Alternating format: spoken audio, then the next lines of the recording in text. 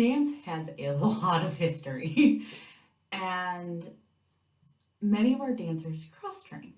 So today's video is kind of the overview rather than focusing on just one style of dance.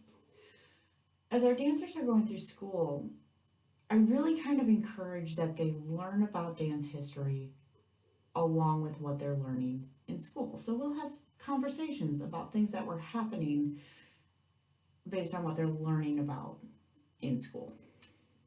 So dance has grown, it's changed.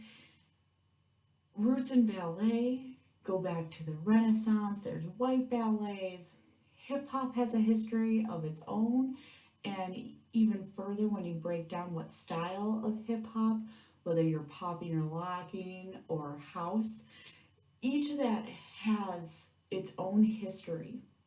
And when you look at what was happening around the world at those times, you understand a little bit how dance is reflected throughout history. There have been periods of time where there were only men dancers, and then that grew. There's history going all the way back to Grecian theatrical works and how that played a role in storytelling. There's the history of how ballet was in France and Italy and Russia and how it's expanded.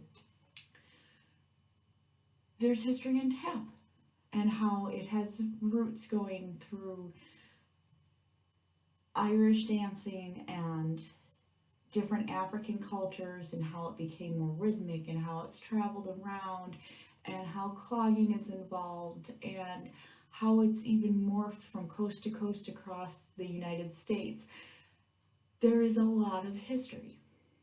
So as you're studying, no matter what grade you're in, when you're going through some of your history classes, I want you to think about what dance was like at that time.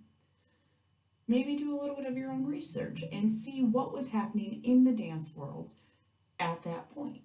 Did some dances not exist yet? Were they just starting? Who were some of the key influencers in that? You may find that some of the names overcross. So if you're taking music theory classes, you'll find a lot of composers were also really important for many of our ballets.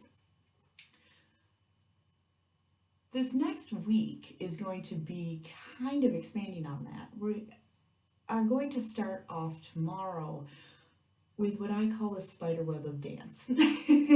And we're going to progress from there. We're going to start talking about dancing around the world, dancing across the United States, what dance is like now, all these different aspects and things that we can do to adjust dance, and how dance can really be for everyone because it's so diverse. And all of that starts with the history of it and how it's impacted every culture around the globe. I will see you tomorrow as we start talking about that spider web. I will see you then.